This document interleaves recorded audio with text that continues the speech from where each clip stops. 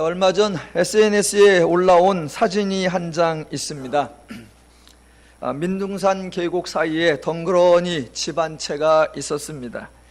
이 집에 새로 이사 온 가족이 꾸준히 나무를 심어서 대략 한 20년쯤 지난 후에 민둥산은 울창한 숲이 되었고 덩그러니 있던 집은 멋진 휴양림처럼 되었다고 합니다. 이와 유사한 에피소드가 종종 나오기도 합니다. 제가 기억하는 것 중에 하나는 중국에서 어떤 중년 남자가 매일 아침 망치와 정을 들고 집에서 나가서 해가 떨어지면 저녁에 집으로 돌아왔다고 합니다. 그리고 나서 한 10여 년이 이러고 지나가서 사람들이 늘 궁금해했죠. 저 사람은 매일 망치와 정을 들고 어디 가나. 그렇게 세월이 가는데 어느 날 이 사람이 마을에 와서 드디어 우리 마을에도 길이 생겼습니다 라고 말을 했다고 합니다. 이 사람이 몇 년 전에 자기 아들이 있었는데 아들이 병이 걸려서 좀 급하게 치료를 받아야 되는데 그 마을에서 병원이 있는 마을까지 가는 길에 큰 바위가 있어서 직접 갈 수가 없으니 늘 삥 돌아서 가게 돼 있었다고 합니다. 그래서 정작 치료를 받아야 하는 그 순간에 멀리 돌아가느라 치료를 받지 못해서 아들이 죽었습니다. 그러니까 이 사람이 지름길만 있었으면 모든 치료를 할 수 있었는데 그 생각이 있어서 그날부터 혼자 뒷산에 올라가서 그 바위를 조금씩 깨서 드디어 10여 년이 지난 후에 바위를 깨고 길을 내었다. 그래서 이제 아이들도 옆마을로 학교를 다닐 수가 있고 병원에도 갈 수 있게 되었다라고 이야기를 전했다라는 겁니다. 길을 내야 한다라고 모두가 필요성을 알고는 있지만 아무도 행하지 않는 경우가 많이 있습니다. 그때 필요를 아는 사람이 그 일을 묵묵히 행함으로 주변의 모든 사람에게 유익이 되게 만들어 주기도 합니다. 누가 일해야 하느냐? 그 일이 필요하다고 생각하는 사람, 그 사람이 해야 하는 것입니다. 농사를 지을 때도 농부들이 다 같은 농부가 아니라 농부 중에 하수, 농부 중에 중수, 농부 중에 고수가 있어서 농사 짓는 게 다르다라고 합니다. 하수는 농부 중에 하수는 온통 잡초에만 신경을 쓴다고 합니다. 그래서 어떻게 하면 잡초가 생기지 않게 할까? 잡초가 생기면 저 잡초를 어떻게 뽑아낼까? 거기에만 집중을 한다고 합니다. 잡초만 없으면 곡식이 저절로 알곡이 되고 잡초만 뽑으면 저절로 풍성한 열매가 맺혀질 줄로 생각하는 농부, 그게 하수랍니다. 그럼 농부 중에 중수는 모든 관심을 곡식에게 쏟는다고 합니다. 모내기도 정성스럽게 하고 적절한 때에 거름을 주기도 하고 곡식이 잘 자랄 수 있도록 해충도 잡아주고 물 조절도 잘 해주는 등 모든 애정을 곡식에게 쏟아 놓는다고 합니다. 그렇게 곡식에게 모든 정성을 쏟으면 그게 고수 아닌가요? 라고 했더니 아니요. 그건 그저 중수이라고 합니다. 그러면 도대체 농부 중에 고수는 뭐 하는 사람입니까? 그랬더니 고수는 토지를 잘 관리하는 사람이 농사꾼 중에 고수라고 합니다. 토양을 영양분이 충분하게 하고 토지를 건강하게 하고 말 그대로 땅이 옥토가 되도록 만들고 그 옥토를 잘 유지하는 사람이 진정한 농부요, 참 농부요, 농부의 고수라고 합니다. 오래 걸리지요.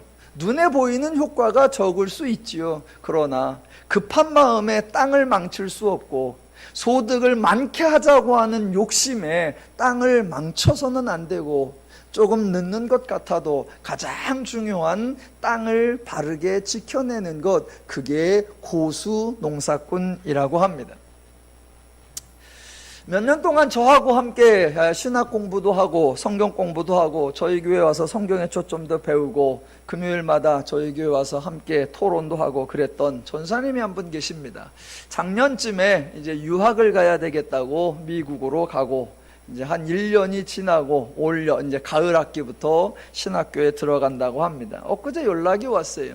한 1년간 미국을 이렇게 둘러보고 있는데 아버님이 목사님이었기 때문에 교회에는 뭐 워낙 오래 많이 예배도 많이 해서 이제 미국에 갔으니까 주변에 여러 교회들을 좀 탐방을 해보고 싶었습니다. 그래서 1년 동안 같은 교회 2번 다닌 게 없고 계속해서 돌아다녀 봤습니다. 한인 교회도 가보고 미국 교회도 가보고 그렇게 돌아다녀 보고 엊그제 저에게 연락이 와놓고는 목사님 하나 재미난 게 있습니다. 그래서 뭐가 재미냐 그랬더니 여러 교회를 다녔는데 강해 설교하는 교회가 거의 없었습니다. 그래서 성도들이 성경을 어떻게 배울 수 있을까 그런 궁금함이 들었고 그래서 성경을 읽고 성경을 가르치고 강해 설교를 하는 더누림교회가 참 귀한 것 같고 누림신학이 참 복음인 것 같습니다. 오래간만에 연락했으니까 저 듣기 좋은 소리를 했겠죠. 그래서 아이 참 그렇게 생각해 주니 고맙다라고 하고 오늘날 교회가 이러네 저러네 비난하는 사람들은 참 많다. 그러니까 그 친구하고 저하고 우리는 비난하는 일에는 굳이 동참하지 말고 꼭 필요한 일, 누군간 해야 되는데 잘 안 하는 일, 그 일을 우리는 하고 있고 우리는 계속하자. 그래서 말씀을 읽는 일, 말씀을 배우는 일, 강해를 하고 강해를 듣고 성경을 알아가는 일, 그 일을 하자라고 했습니다. 저는 이 귀한 복음의 본질 사역에 함께 동참해 주시는 더누림교회와 더누림 성도 여러분이 정말 좋습니다. 함께 해 주셔서 감사를 드립니다. 바울은 자신이 전하는 복음을 2절에서 하나님의 복음이라고 설명을 했습니다. 그래서 자신들이 전하고 있는 그 복음을 3절에서는 우리의 권면이라고 합니다. 권면 참 중요한 표현입니다. 성도님들에게 기독교의 하나님을 소개해 보십시오라고 하면 주로 강함을 강조하려고 합니다. 그래서 우리 하나님이 제일 세, 우리 하나님이 가장 높아, 우리 하나님이 제일 커, 그러니까 우리 하나님이 다 이겨라고 합니다. 그렇게 하나님의 강함을 강조하니까 너희들은 꼼짝 마, 그런 사고방식이 나옵니다.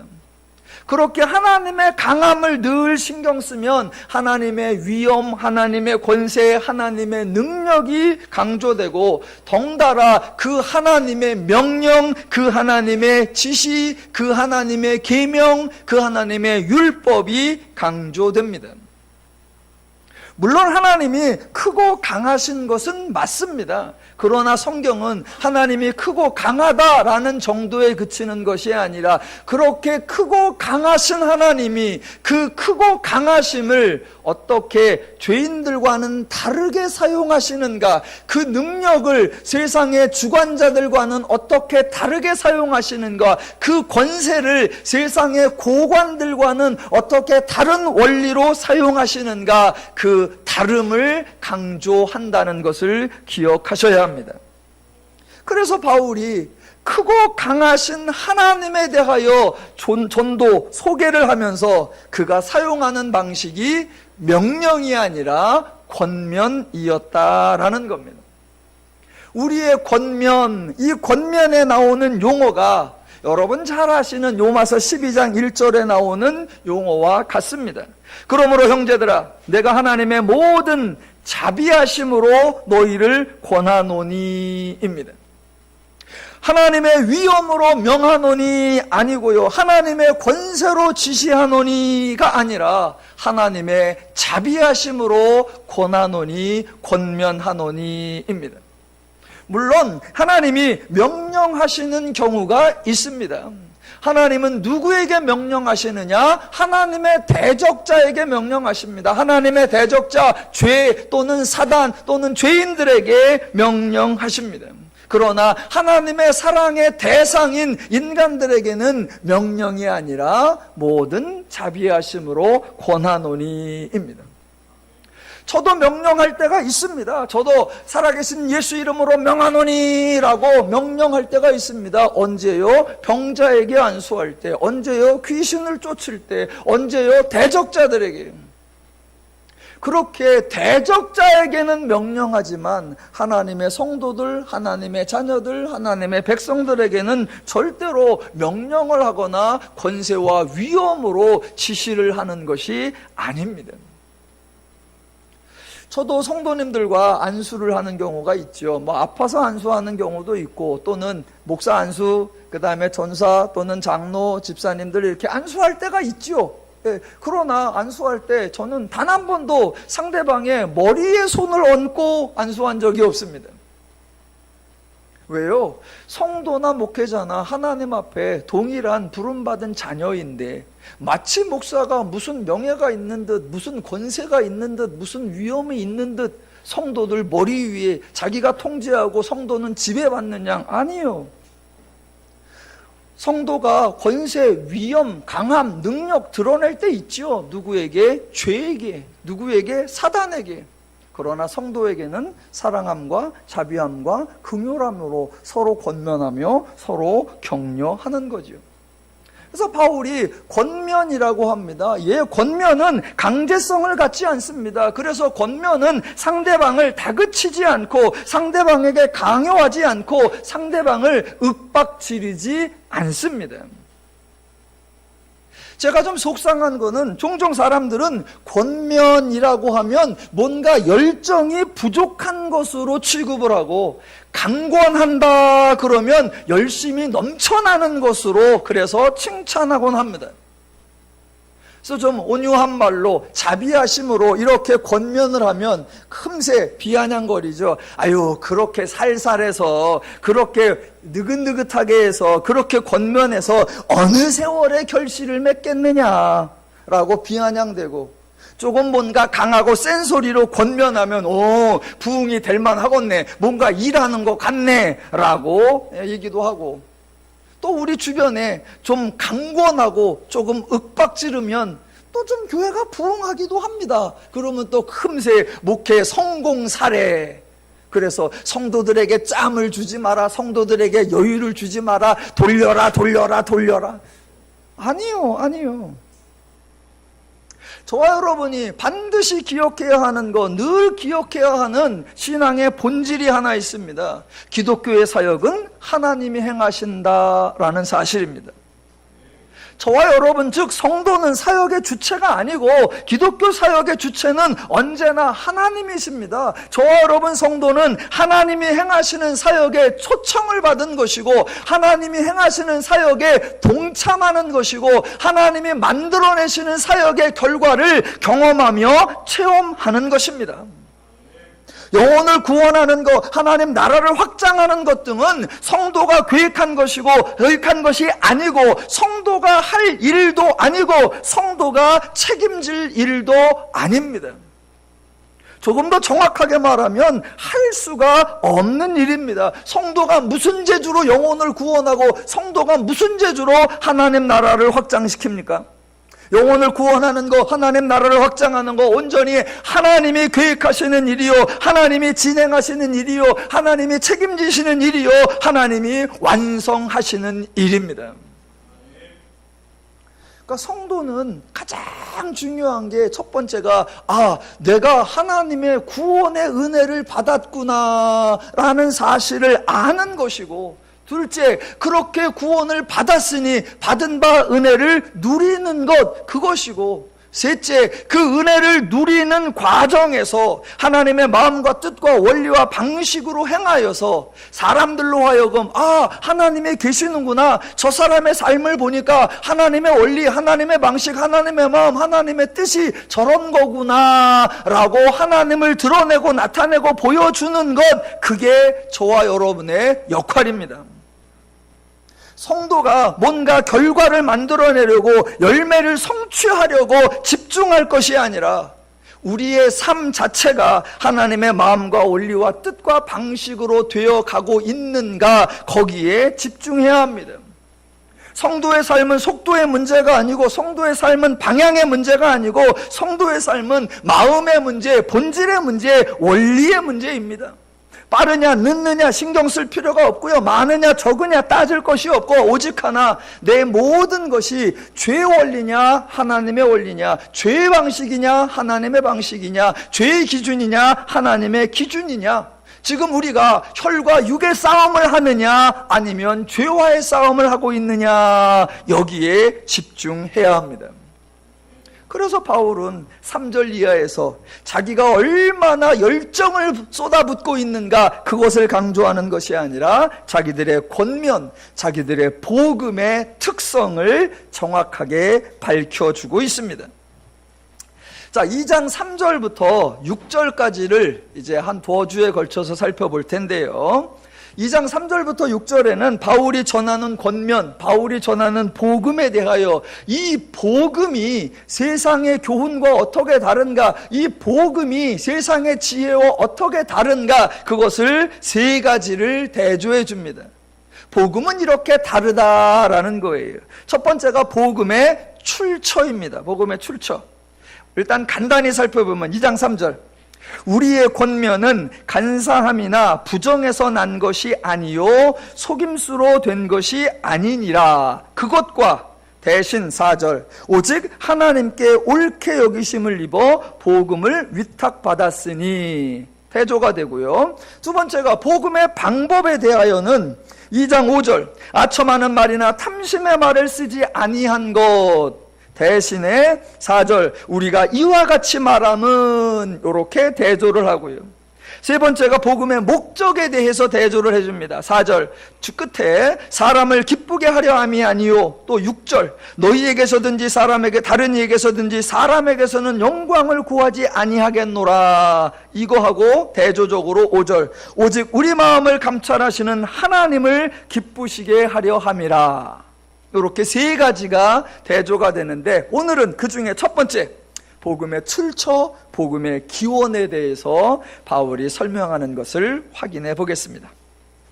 먼저 3절을 한번 다시 보겠습니다. 오늘은 3절과 4절을 계속해서 볼 겁니다. 3절, 우리의 권면은 간사함이나 부정함에서 난 것이 아니요 속임수로 하는 것도 아니라입니다. 얼핏 읽으면 간사함, 부정, 속임수, 요런 단어에 관심이 갈 겁니다. 하지만 강조점은 거기에서 난 것이 아니요, 요겁니다. 즉 간사함이냐 부정이냐 속임수냐라는 수단과 방법에 관한 것이 아니라, 간사함이나 부정에서 난 것이 아니고 속임수로 하는 것도 아니다. 지금 우리의 권면이 어디로부터 나왔는가, 우리의 권면이 어디에서 기원하였는가, 그것을 밝혀주고 있습니다. 그러니까 어디로부터, 어디에서, 이걸 강조하니까 헬라어에서는 간사함이나 부정함에서 난 것, 그래서 헬라어 전치사 에크, 영어로 하면 프롬을 쓰고요. 속임수에서 난 것, 그래서 헬라어 전치사 인, 영어로 하면 엔, 영어로 하면 인, 그런 전치사를 쓰고 있습니다. 우리말 성경에 약간 정확하게 안 드러나서 제가 오늘 좀 교만하게 영어를 좀 써보겠습니다. 여러분 주보에 제가 해놨고 앞에도 보이죠. 자, 3절을 NIV에서는 앞뒤 빼고 핵심만 보면 from, error, or inferior motives, 그러니까 프롬이에요. 부정함이나 또는 간사함으로부터가 아니다. NRSV에서는 from deceit or impure motives or trickery. TAB 바이블에서는 from delusion or error or impure purpose or motive, nor in proud or deceit. 그러니까 부정함이나 간사함으로부터가 아니고 속임수에서 난 것이 아니다라고 그 권면의 출처, 변면의 기원을 강조합니다. 그러면 간사함이나 부정함이나 속임수에서부터 난 것이 아니라면 그러면 어디서 났을까? 그게 4절입니다. 오직 하나님께 옳게 여기심을 입어 복음을 위탁받았으니입니다. 여기서 제가 여러분께 바울을 대신해서 제가 여러분께 죄송하다고 사과를 좀 드리겠습니다. 왜냐하면 바울이 편지를 간단하게 안 씁니다. 그냥 읽어보면 이게 아니고 저거구나 라고 딱 알아볼 수 있게 그렇게 편지를 안 써요. 그래서 읽어보면 잘 모르게 돼 있습니다. 바울 선생님께 사과를 받을 수는 없으니까 제가 대신 사과할게요. 자, 보세요. 뭔 말이냐면 지금 3절에서 간사함이나 부정이나 속임수에서 난 것이 아니라, 이렇게 말할 것이 아니라 아주 단순하게 죄에서 난 것이 아니라 이러면 정확한데 바울은 그렇게 말하질 않습니다. 마찬가지로 4절에서 하나님께로부터 난 것이라 이러면 간단하고 정확한데 바울은 그렇게 하지 않고 하나님께 옳게 여기심을 입어 복음을 위탁받았으니 이렇게 한단 말입니다. 바울은 복잡한 것을 좋아하는구나. 아니요. 바울이 이렇게 표현하는 데는 정말 나름의 의도, 그것도 엄청난 고차원적 의미가 풍성하게 담겨 있습니다. 정말 멋집니다. 오늘 저하고 한번 그 맛을 조금 느껴보시겠습니다.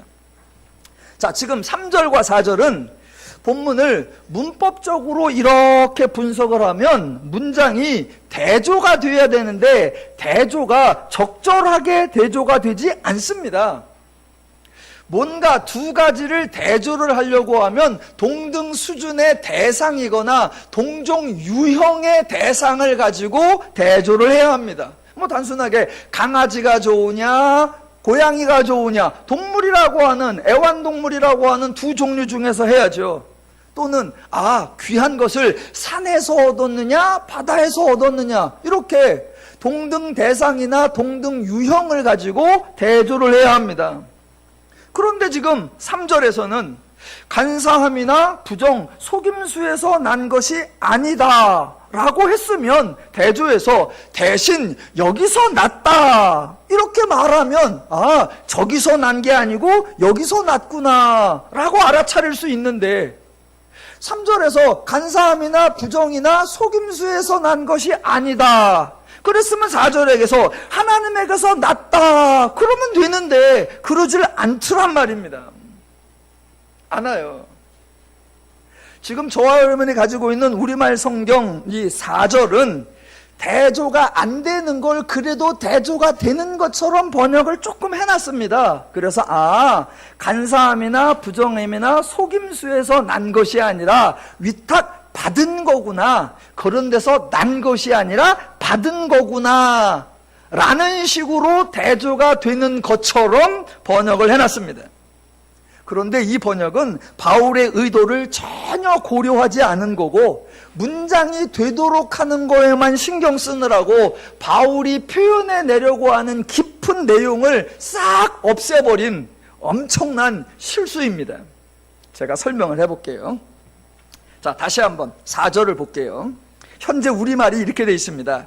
오직 하나님께 옳게 여기심을 입어 복음을 위탁받았으니 우리가 이와 같이 말함은, 자, 복음을 위탁받았다라는 걸 강조하는데 이걸 헬라어 원문으로 조금 번역을 바꿔보면 이렇게 됩니다.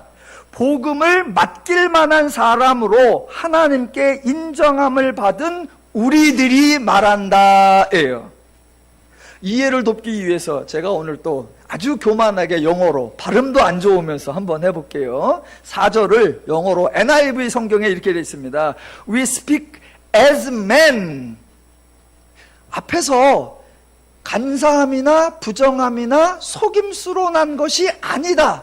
그럼 이쪽에서 대신 여기서 났다 이렇게 설명을 해야 되는데 거기서 난 게 아니고 우리다 이렇게 표현하는 거예요. 그래서 we speak as men approved by God to be entrusted with the gospel 이렇게 하는 거예요. 자, 풀어볼게요. 일반적으로는 대조를 이렇게 하죠.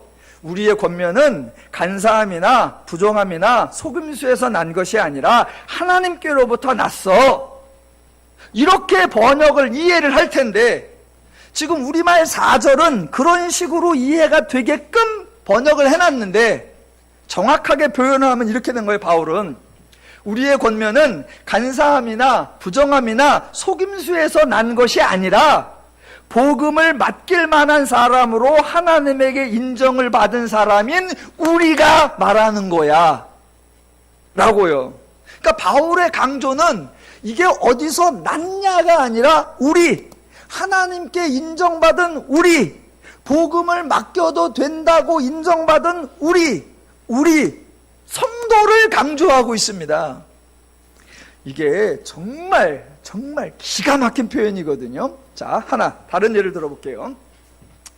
바울이 편지를 쓸 때 대조라는 걸 많이 해요. 대조, 율법으로냐 은혜로냐 뭐 죄냐 하나님이냐, 진짜 대조를 많이 해요. 그런데 이 대조를 바울이 아까 말한 것처럼 정상적으로 대조를 하는 게 아니라 엇박자가 나도록 대조를 합니다.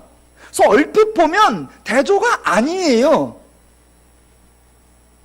그냥 딱 봐도 이게 아니고 저게 아니고 이거 이렇게 돼야 되는데 이게 대조인가 아닌가 엇박자가 나게 해요. 하나 가장 대표적인 거 예를 들어볼게요. 들어보시면 딱 압니다. 갈라디아서 5장 16절에 뭐가 대조가 되는지 한번 들어보세요. 엇박자 대조인데, 내가 이르노니 너희는 성령을 따라 행하라. 그리하면 육체의 욕심을 이루지 아니하리라 입니다. 일반적으로 자, 성령, 거룩한 영, 깨끗한 영, 성령의 반대말은 뭐예요? 더러운 영, 부정한 영, 악한 영이죠. 그러니까 성령, 깨끗한 영, 정결한 영의 반대말은 부정한 영, 악령이에요. 그리고 육체가 나오면 육신이 나오면 반대말이 뭐다? 정신, 이성, 마음, 혼 이렇게요. 그러니까 성령의 반대말은 악령이고 육체의 반대말은 정신이에요. 이렇게 해야 대조가 정상적인 대조예요. 그런데 지금 바울은 성령과 육체를 대조합니다. 이게 언밸런스예요. 대조가 되는 게 아니에요. 그러니까 바울은 용어상으로는 언밸런스가 나는데 그 용어에 담겨있는 의미상으로는 정상적 대조가 되게 만드는 겁니다. 그래서 성령이 단순히 그냥 깨끗한 영, 거룩한 영이 아니라 그게 하나님의 영이라는 표현이고, 육체가 단순히 살과 몸이라는 게 아니고 죄에게 사로잡힌 자들, 죄의 종, 사탄을 상징하는 용어가 되는 겁니다. 그래서 성령이 하나님을 상징하면 육체가 죄를 상징하기 때문에 성령과 육체의 대조가 안 되는 것을 대조시켜서 하나님과 죄라고 하는 표현상으로는 대조가 안 되는데 내용상으로는 대조가 되게 만드는, 이게 바울의 표현이에요. 그러니까 이런 표현을 지금 2절에 데살로니가 전서 2장 3절과 4절에서도 쓰는 겁니다. 자, 3절이 이렇게 되는 거죠. 간사함이나 부정이나 속임수, 그거하고 하나님께로 인정받은 우리. 아니, 간사함이나 부정이나 속임수면 이쪽에는 참됨과 진리와 옳은 이러고 나와야죠. 반대로 우리가 나오면 저쪽에는 너희가 나와야죠. 그런데 뭐라고 나오느냐? 3절에 간사함이나 부정함이나 속임수가 아니라 4절에 하나님께로 인정받은 우리, 이렇게 언밸런스 대조를 나오는 겁니다. 그런데 내용적으로 보면 간사함을 행하는 자들, 부정을 행하는 자들, 속임수를 행하는 자들, 그 자들과 하나님께 복음을 전하는 것으로 위탁받은 우리들, 그래서 악함을 행하는 자들과 복음을 전하는 우리들, 이렇게 내용적으로 명쾌하게 대조를 시켜놓는 겁니다. 이 순간 여러분의 표정이 왜 이렇게 복잡해요? 그런 표정이면 안 되시고, 야 정말 멋지다, 그런 표정이셔야 합니다. 자, 바울이 왜 이렇게 쓰냐면요, 이게 정말 고도의 전략입니다. 제가 평상시 기독교를 참 강조하고 하나님의 방식과 죄의 방식을 비교하고 그때마다 기독교는 하나님이 역사하신다라고 강조를 많이 했습니다. 또 제가 기독교 단체들이나 목사님들에게 제발 기독교가 사람의 수고, 사람의 노력, 사람의 열심에 의하여 선 결과가 달라지고 열매가 달라지는 것처럼 사람을 선동하지 마라. 기독교의 주체는 하나님이시다.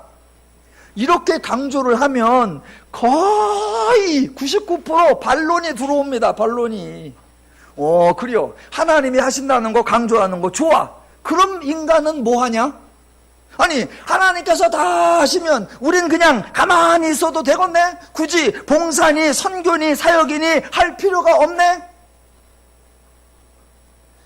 이런 질문을 속된 말로 징그럽게 많이 들어요. 어디 가서 하나님 조금만 강조하고 나면 은혜 받았다고 안 그러고 저기요 잠깐만요. 이런 게 나온단 말입니다. 이런 게. 자, 지금 그런 비난을 아주 고급스럽게 받아쳐서 정말 멋있게 대답한 게 오늘 4절이란 말입니다. 지금 바울은 하나님이 하셨다 그렇게 말하지 않습니다. 그렇다고 해서 사람들이 했다 그렇게도 말하지 않고 바울이 뭐라고 하느냐? 하나님께 인정받은 우리가 했다라고 합니다. 하나님이 했다라고 하면 사람의 역할이 무시되는 것 같고, 사람이 했다 그러면 사람의 공로와 업적이 부각되는 것 같으니까 그런 오해를 양쪽을 싹 없애기 위하여 바울은 아주 절묘하게 하나님이 하셨고 인간이 했어. 그래서 하나님께 복음을 전하기에 옳게 여기심을 인정받은 우리, 이렇게 표현하는 겁니다.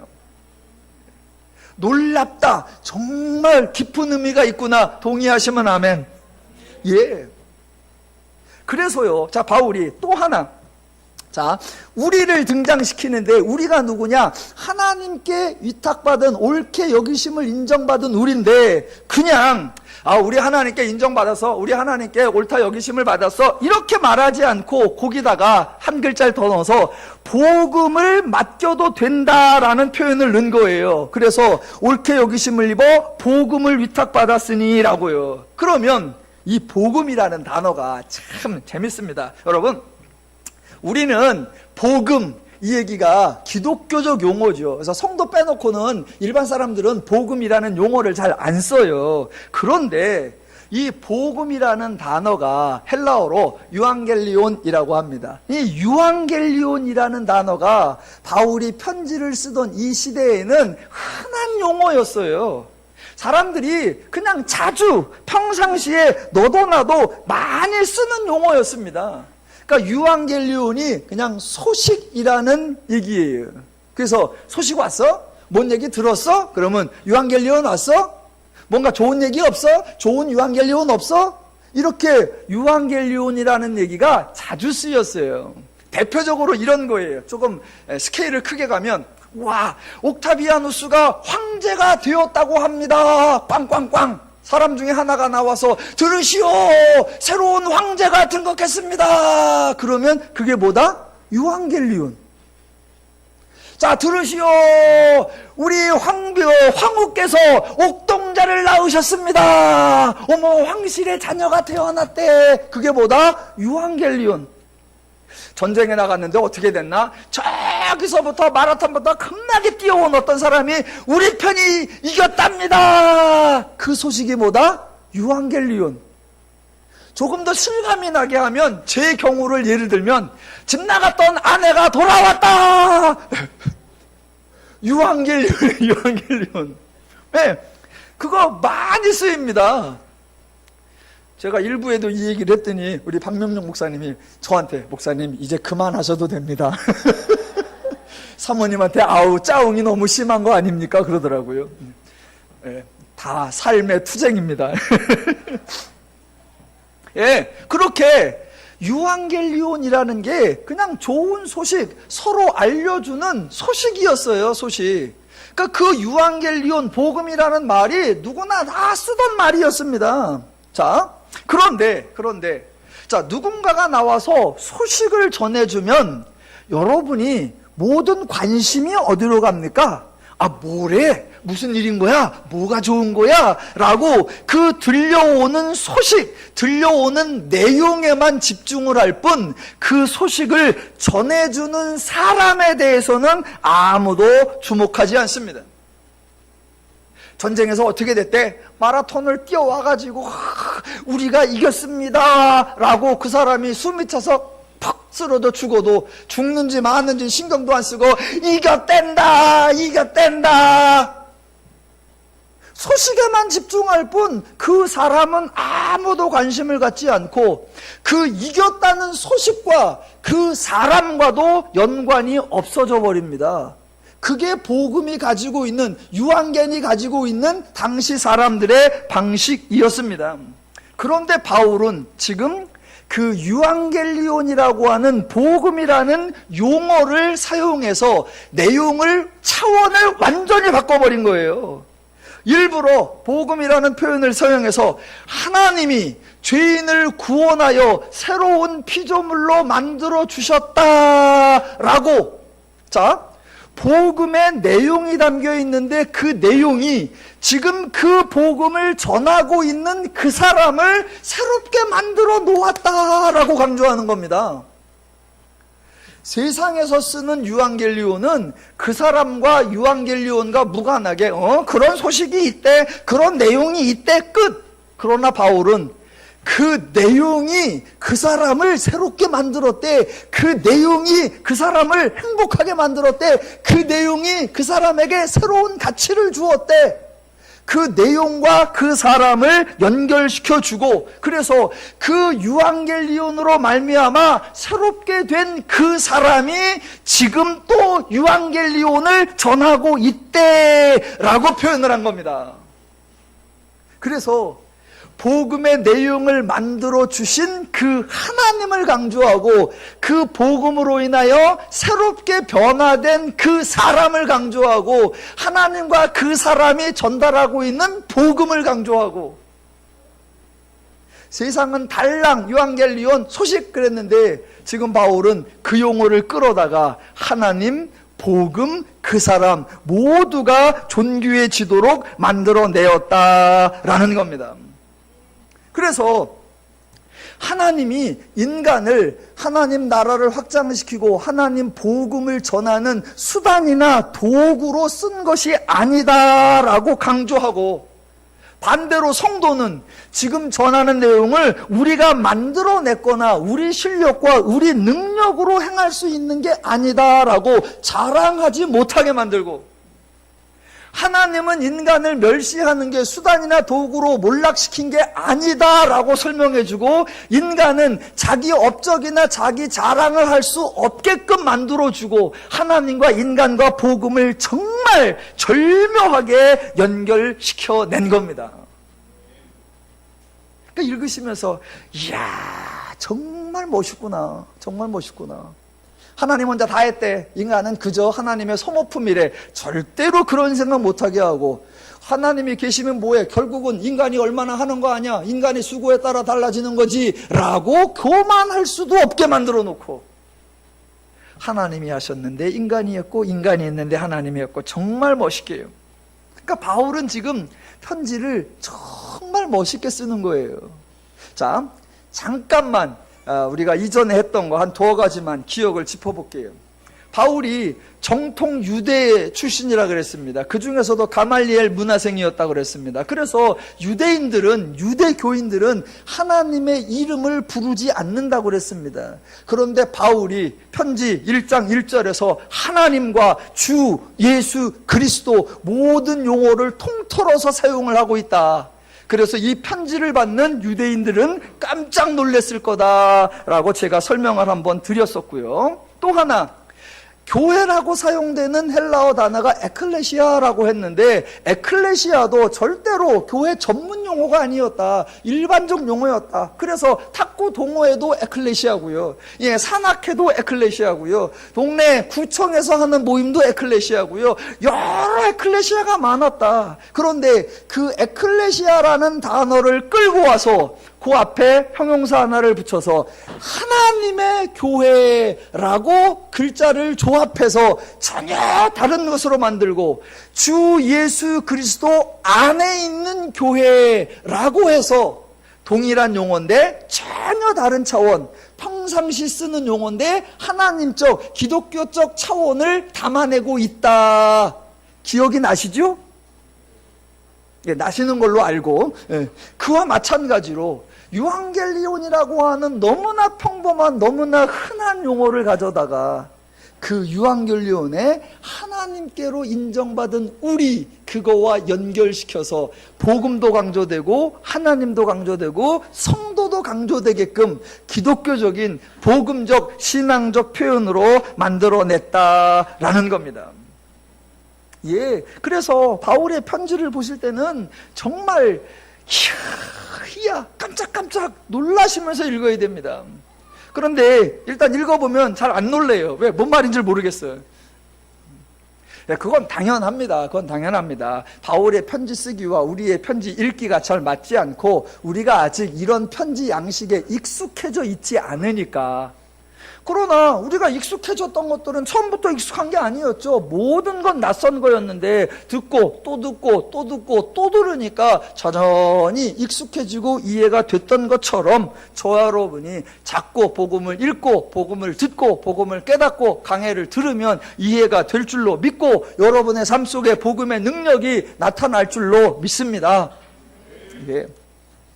자, 그래서 3절과 4절에서 복음의 출처를 이렇게 대조를 했다라고 하고요. 이제 4절 후반부에 성도님들이 늘 오해하는 구절, 마치 신앙 좋은 것처럼 이런 구절을 사용하지만 실제로는 성경을 완벽하게 왜곡하는 표현, 그거 한번 풀어보겠습니다. 자, 4절 중간부터 우리가 이와 같이 말함은 사람을 기쁘게 하려 함이 아니요 오직 우리 마음을 감찰하시는 하나님을 기쁘시게 하려 함이라 입니다. 많이 들어보셨죠? 예, 여기만 나오는 게 아니라 여러 곳에 나옵니다. 제가 두 군데만 더 읽어볼게요. 그냥 들으시면 됩니다. 바울이 쓴 갈라디아서 1장 10절에 이렇게 나옵니다. 이제 내가 사람들에게 좋게 하랴 하나님께 좋게 하랴 사람들에게 기쁨을 구하랴. 내가 지금까지 사람들의 기쁨을 구하였다면 그리스도의 종이 아니니라.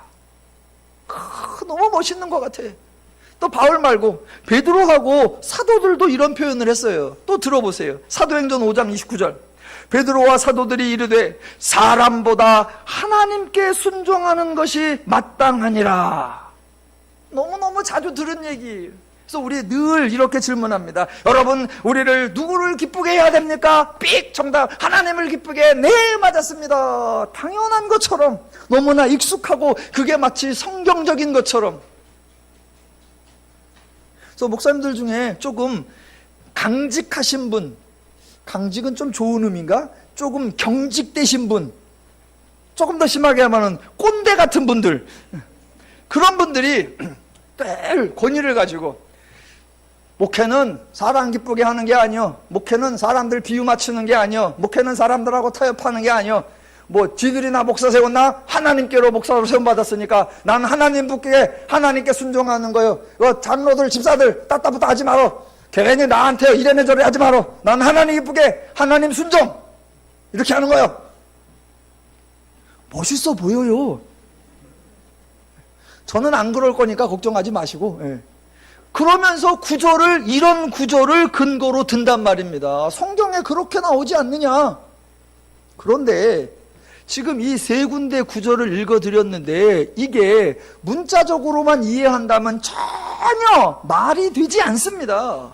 말이 안 되는 이유 두 가지. 첫 번째, 하나님이 마치 사람과 경쟁 대상인 것처럼 여기는 거, 이게 말이 되지 않습니다. 하나님이 자그마치 하나님의 형상을 따라 지어주신 존재가 인간이고, 피조물임에도 불구하고 그 인간에게 하나님의 사랑의 대상이라고 하는 인격적 가치를 주신 분도 하나님이고, 그 인간이 죄인이 되자 하나님이 친히 육신을 입고 오셔서 그 죄인을 구원하여 하나님의 자녀, 하나님의 백성이라는 새로운 신분을 만들어 주신 분, 그분이 바로 하나님이신데, 그 하나님이 인간과 경쟁하고, 그 하나님이 인간과 시기하고, 그 하나님이 인간과 질투하신다? 전혀 말이 되지 않습니다. 둘째, 지금 복음을 전하는데 복음을 전하는 대상이 인간이고, 그 인간에게 복음을 전하는 이유가 뭐냐면, 너희가 죄로 인하여 곤고하게 살고 있지? 그래서 이 복음을 듣고 구원받았음을 알아서 이제부터 기쁘게 살아라, 즐겁게 살아라, 행복하게 살아라, 신나게 살아라, 자유롭게 살아라, 안식하며 살아라 라고 그 사람에게 새로운 삶, 기쁜 삶을 살게 해주려고 복음을 전하는데, 내가 그런 복음을 전하기는 하지만 난 사람 기쁘게 하려는 게 아니야. 말이 됩니까 이게? 도무지 말이 맞지가 않습니다. 말이 맞지가 않아요. 이거 제가 가끔 복음 전하는 분들 보면 이상하다니까. 자, 지금 인생의 곤고한 길을 가고 있는 자에게, 아, 예수 믿으세요. 그래서 평안한 길로, 이제 안식의 길로, 이제 자유의 길로 가시고, 이렇게 해야죠. 지금 살만하십니까? 지금 평안하십니까? 제가 여러분에게 새로운 길을 소개시켜 드리겠습니다. 여러분에게 준비된 가시밭길 있습니다. 오세요. 지금 넓은 길 가고 계십니까? 아, 제가 여러분에게 멋진 길 소개해 드릴게요. 예, 좁은 길 소개합니다. 뭔 말이 안 되잖아요, 말이. 아, 지금 편안하십니까? 제가 여러분에게 새로운 삶, 수고하고 무거운 짐을 지는 삶을 소개합니다. 말이 안 되잖아요. 정반대로, 수고하고 무거운 짐진 자들아 다 내게로 오라, 내가 너희로 하여금 쉬게 하리라. 이래야 복음이죠. 너희를 기쁘게 하려고 이 기쁜 소식을 전하는데, 나는 사람을 기쁘게 하려 함이 아니라. 말이 안 됩니다. 말이 안 돼. 자, 지금 제가 세 구절을 읽어드렸는데 두 구절을 한번 차분히 풀어보고, 그러면 오늘 데살로니가 전서가 저절로 풀어볼 겁니다. 자, 한 군데 먼저 찾아보겠습니다. 이건 직접. 사도행전 5장.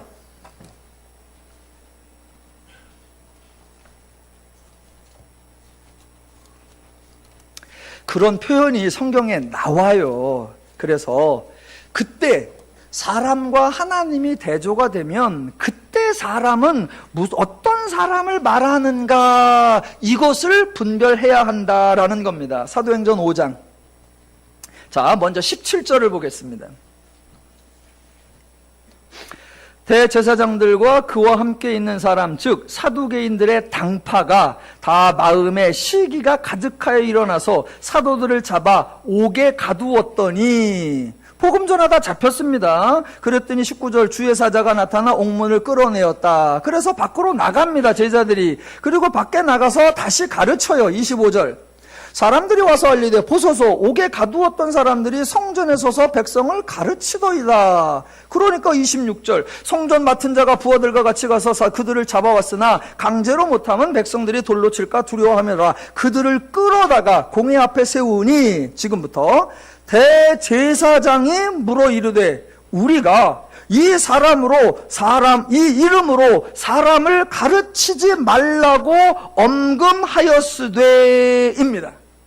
그러니까 지금 사람들, 즉 대제사장과 사두개 당파 사람들이 사도들에게 이 이름으로, 즉 예수 이름으로 사람을 가르치지 말라라는 지시, 그런 명령을 내렸습니다. 그런 지시와 명령을 내리니까 그 말을 듣고 사도들이 하는 말이 29절, 베드로와 사도들이 대답하여 이르되, 사람보다 하나님께 순종하는 것이 마땅하니라 입니다. 그러니까 29절에 등장하는 사람은 모든 사람을 통칭하는 그런 사람이 아니라 지금 사도들을 잡아다가 사도들에게 이 이름, 예수의 이름으로 가르치지 말라라고 지시한 사람들, 예수의 이름으로 가르치지 말라고 금지하는 명령을 내린 사람들입니다. 그러니까 바울이 너희가 예수 이름으로 가르치지 말라고 금지한 그 명령을 순종하는 것보다 복음을 전하라고 하신 하나님의 말씀을 순종하는 것이 마땅하니라, 이렇게 대조가 되는 겁니다. 무턱대고 우리는 하나님께 지음받았고 하나님께 부름받았으니까 우리는 사나 죽으나 무조건 하나님의 영광이요, 우리는 하나님을 기쁘게 하는 자다, 사람 기쁘게 하려고 사람 비우는 거 바치는 거 아니다, 사람 신경 쓰지 말고 하나님만, 그런 얘기가 아니란 말입니다. 그런 얘기가 사람인데 지금 예수 이름으로 가르치지 말라고 금지하며 말라고 명령하는 그 말에 순종하는 것보다 복음을 전하라고 하시는 하나님 말씀에 순종하는 게 낫다, 이렇게 대조를 하는 거예요. 무조건 사람 말에 순종하는 것보다 하나님 말에 순종하는 것이 옳으니라, 아니죠. 큰일 나죠. 예를 들어 사도행전 10장에 가면 고넬료라고 하는 사람이 있습니다. 천사가 나타나 고넬료에게 종을 보내서 베드로를 데려오라 라는 말을 합니다. 그랬더니 종이 오죠. 베드로한테 와서 저기요, 우리 집 주인님께서 베드로님을 모셔오라고 합니다. 그런 말을 들으면 베드로가 순종을 하는 게 좋아요, 안 하는 게 좋아요? 해야죠. 그 말에 순종하여, 나를 데려오라고 한 그 말에 순종하여 베드로 고넬료의 집에 가 말씀을 전하였더니 성령이 임하여서 이방인에게도 복음의 문이 열렸더라, 이렇게 되어야 되죠. 그 순간 갑자기 베드로가 말하되 나는 사람보다 하나님께 순종하는 것이 옳으니라 안 가. 그렇게 말하는 게 절대로 아니죠. 지금 사도들은 뭐라고 했다? 예수 이름으로 가르치는 것을 금지하라는 명령에 순종하는 것보다 복음을 전하라는 하나님 말씀에 순종하는 것이 옳으니라 마땅하니라, 이렇게 간 거예요. 하나 더 보겠습니다. 갈라디아서 1장, 이것도 한번 찾아보십시오. 왜냐하면 주변에서 워낙 오해가 많은 구절이니까 이런 건 좀 정확히 풀어볼게요. 자, 갈라디아서 1장. 자, 핵심은 10절에 나옵니다. 문제의 발언은 갈라디아서 1장 10절. 이제 내가 사람들에게 좋게 하랴 하나님께 좋게 하랴 사람들에게 기쁨을 구하랴? 내가 지금까지 사람들의 기쁨을 구하였다면 그리스도의 종이 아니니라. 아, 우리는 사람 기쁘게 하는 게 아니구나, 하나님 기쁘게 하는구나, 이렇게 갈 것이 아니라 바울이 말하는 사람이 누구일까, 요걸 따지셔야 합니다. 그래서 6절부터 보셔야 돼요. 제가 6절부터 9절까지 읽어볼게요. 그러면 뭐가 반복되는지, 뭐를 강조하는지 잘 들어보십시오. 자, 그리스도의 은혜로 너희를 부르신 이를 이같이 속히 떠나 다른 복음을 따르는 것을 내가 이상하게 여기노라. 다른 복음은 없나니 다만 어떤 사람들이 너희를 교란하여 그리스도의 복음을 변하게 하려 함이라. 그러나 우리나 혹은 하늘로부터 온 천사라도 우리가 너희에게 전해준 복음 외에 다른 복음을 전하면 그들은 저주를 받을지어다. 우리가 전에 말하였거니와 내가 지금 다시 말하노니 만일 누구든지 너희가 받은 것 외에 다른 복음을 전하면 저주를 받을지어다 입니다. 지금 강조되는 게 다른 복음, 그래서 그 다른 복음을 전하는 자는 저주를 받을지어다 입니다. 그러니까 10절에서 이제 내가 사람들에게 좋게 하랴라고 할 때 그 사람들은 그냥 사람, 모든 사람, 일반 사람이 아니라 누구다? 다른 복음을 전하는 사람들입니다. 다른 복음을 전하는 사람들 좋게 하려면 나도 뭐를 전해야 되냐면, 아이고 하나님 복음 말고 그리스도 복음 말고 주 예수 복음 말고 그래 나도 다른 복음 하자. 그러면 다른 복음 전하는 사람들이 오 바울도 우리 편이네, 쟤도 다른 복음 하네, 와 기뻐할 거 아니에요. 그러니까 바울이 내가 다른 복음 전하는 사람들을 좋게 하랴? 다른 복음 전하는 사람들에게 기쁨을 구하랴? 아니, 나는 바른 복음을 주시는 주시는 하나님께 좋게 하고 바른 복음을 주시는 하나님께 기쁨을 구하는 거다. 이렇게 대조가 되는 겁니다. 이렇게 대조가 되는 거예요. 자, 이렇게 대조가 되시면 오늘 본문 오십시오. 이제 오늘 본문도 간단하죠. 이제 다 됐습니다. 이제 맞춰갑니다. 그러니까 데살로니가 2장 4절과 4절도 사도행전 5장과 갈라디아서 1장과 동일한 패턴이 되는 겁니다. 데살로니가 전서 2장 4절과 5절에서 복음의 출처와 복음의 기원이 대조되었습니다. 그러니까 간사함이나 부정이나 속임수에서 난 것, 그것하고 복음을 맡기기에 적합하다고 하나님께 인정받은 우리, 이렇게 대조가 되는 겁니다. 표현상으로는 엇박자 대조예요. 그 엇박자 대조를 표현을 바꾸어 보면 이렇게 되는 겁니다. 아, 저쪽에 간사함이나 부정이나 속임수로 전하는 자들이 있고 여기에 하나님께로 복음을 전하는 걸 옳다 여기심을 인정받은 우리가 있고, 그러니까 우리는 저렇게 간사함이나 부정이나 속임수로 행하는 자들을 기쁘게 하랴? 그러려면 나도 사기를 쳐야 되고, 그러려면 나도 거짓을 해야 되고, 그러려면 나도 엉뚱한 얘기를 해야 되는데 내가 그따위 사람들 기쁘게 하랴? 아니, 나에게는 새로운 삶을 주신 하나님을 기쁘게 하는 것이 옳다. 이렇게 대조가 되는 것입니다. 예. 사람을 기쁘게 하려고 어떤 사람? 간사함이나 부정함이나 속임수를 행하는 그 사람을 기쁘게 하려고 나도 간사함이나 부정함을 행할 수는 없다. 나는 누구를 기쁘게? 하나님을 기쁘게. 그런데요, 하나 더 아주 소중한 거, 그냥 하나님을 기쁘게 라고 표현하지 않고 거기다가 하나를 다시 표현을 더 첨부했습니다. 4절. 하나님께 옳게 여기심을 입어 복음을 위탁받았으니, 그 밑에 이제 우리가 이와 같이 말하면 사람을 기쁘게 하려면 오직 우리 마음을 감찰하시는 하나님을 기쁘게 하려 함이라. 이렇게요. 바울이 정말 멋있어요. 이걸 또 오해하면, 여러분, 하나님을 기쁘시게 해야 됩니다. 하나님은 다 아세요. 하나님은 우리 마음을 다 감찰하십니다. CCTV 원조가 하나님이세요. 사람 기쁘게 하는지 하나님은 기쁘게 하는지 하나님은 다 아셔. 그러니까 정신 차리고 똑바로 해. 이런 얘기가 아니에요.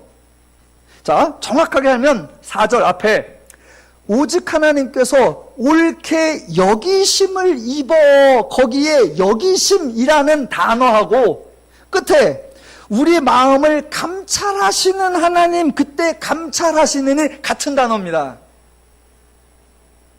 그러니까 지금 바울이 뭐라고 하냐면, 하나님이 복음을 전하는 게 합당한 자로 우리를 여겨주셨다, 하나님이. 그러니까 내가 누구를 기쁘게 하는 게 맞냐? 그렇게 나를 여겨주신 하나님을 기쁘게 하는 게 맞지 않느냐? 예, 정말 멋있죠. 내가 저 간사함이나 부정이나 속임수를 하는 자들을 기쁘게 하는 거, 그게 아니라 나를 복음에 합당한 자로 여겨주신 그 하나님을 기쁘게 하는 거, 그게 당연하고 그게 옳은 거다라고요. 그래서 바울이 이렇게 멋지게 설명을 해놨어요. 종종 어떤 분들은 예수님 재림하시면 예수님 다시 만나갖고 예수님께 이것저것 물어볼 게 많다 그래요. 저는 예수님 만나고 물어볼 게 별로 없어. 저는 대신 바울을 만나고 싶어요. 바울에게 제가 풀은 거 맞죠? 설명을 제가 제대로 해냈죠? 그럼 저는 지금 예상해요. 바울이 잘하였도다 착하고 충성된 종아. 예. 하나님의 복음을 전하는 저와 여러분은 누구를 기쁘게 해야 합니까? 당연히 하나님을 기쁘게 해야 하고 복음이 필요한 사람들을 기쁘게 해야 합니다.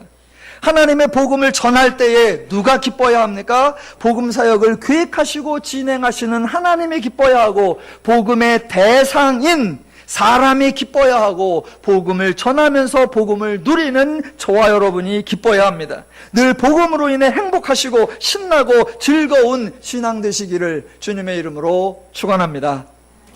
기도하겠습니다.